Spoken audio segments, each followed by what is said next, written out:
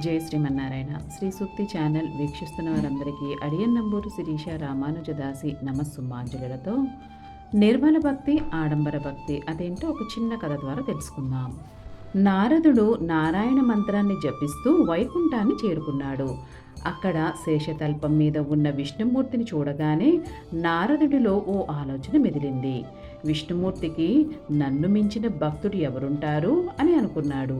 ఈ విషయాన్ని సాక్షాత్తు విష్ణుమూర్తి నోట వినాలనుకున్నాడు నారదుడు. ఓ దేవదేవ, ఈ ముల్లోకాలలో నిన్ను అత్యంత భక్తిగా కొలుచుకునేది ఎవరు అని అడిగాడు. ఓ, అదేమంత కష్టమైన ప్రశ్న కానే కాదు నారదా. అల్లదిగో ఆ పల్లెటూరులో ఓ చిన్న గుడిసె కనిపిస్తుంది కదా, అందులో ఓ రైతు నివసిస్తున్నాడు. నన్ను అడిగితే ఈ ప్రపంచంలో నా గురించి తీవ్రంగా ధ్యానం చేసేది అతనే అన్నాడు విష్ణుమూర్తి. అనునిత్యం హరినామస్మరణ చేసే తనకంటే ఆ చిన్న రైతు ఎలా గొప్ప భక్తుడవుతాడు అనుకుంటూ ఓసారి తన దివ్య దృష్టితో ఆ రైతు జీవితంలోకి చూశాడు.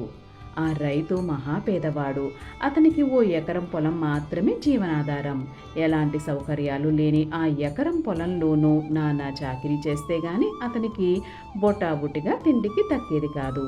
ఉదయం లేచిన దగ్గర నుంచి రాత్రి నిద్రపోయేదాకా అతనికి అసలు భగవన్నామ స్మరణ చేసుకోవడానికి వెసులుబాటే చిక్కేది కాదు. రోజు మొత్తం మీద మహా అయితే ఓ 4-5 సార్లు నారాయణ్ణి తలుచుకునేవాడు అంతే. అలాంటి రైతు తనకంటే గొప్ప భక్తుడని విష్ణుమూర్తి చెప్పకనే చెప్పడం నారదునికి మహాసిగ్గుగా తోచింది. ఇంతలో విష్ణుమూర్తి అన్నట్లు, నాకు చిన్న సహాయం చేసి పెడతావా నారదా? ఈ పాలకుండ ఉంది చూశావు, దాన్ని కాస్త అలా బ్రహ్మలోకానికి తీసుకువెళ్ళి ఇచ్చిరావా? అయితే మార్గ మధ్యంలో పాలు ఏమాత్రం తొణకకూడదు సుమా, ఒక్క చుక్క కూడా కిందికి ఉలికినా అపచారమవుతుంది అంటూ ఓ కుండలో నిండుగా పాలు నింపి నారదునికి అప్పగించారు విష్ణుమూర్తి. అక్కడ దాన్ని క్షేమంగా అందించి విజయగర్వంతో నారదుడు విష్ణుమూర్తి చెంతకు చేరుకున్నాడు. చెప్పిన పని అద్భుతంగా పూర్తి చేశావు నారద, సంతోషం. నారదా, కానీ ఓ చిన్న అనుమానం. నువ్వు పాలకుండని తీసుకుని వెళ్ళేటప్పుడు నా నామాన్ని ఎన్నిసార్లు స్మరించావు అని అడిగాడు విష్ణుమూర్తి.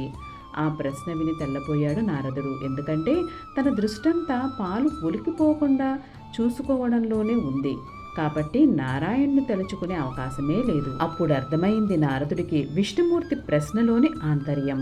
తను ఈ ఒక్కరోజు ఏదో పనిలో పడి అసలు నారాయణ్ణి తలుచుకోవడమే మర్చిపోయాడు.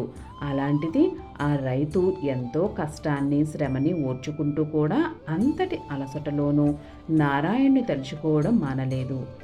అన్నీ ఉన్నప్పుడు భగవంతుణ్ణి స్మరించుకోవడం గొప్ప కాదు, లేమిలో కూడా ఆయనను తలుచుకోవడం గొప్ప విషయం అని అర్థమైంది నారదుడికి. ఆర్భాటం కంటే భక్తే ముఖ్యం అనే సూత్రము బోధపడింది. సర్వం శ్రీకృష్ణార్పణమస్తు. లోకా సమస్త సుఖినో భవంతు.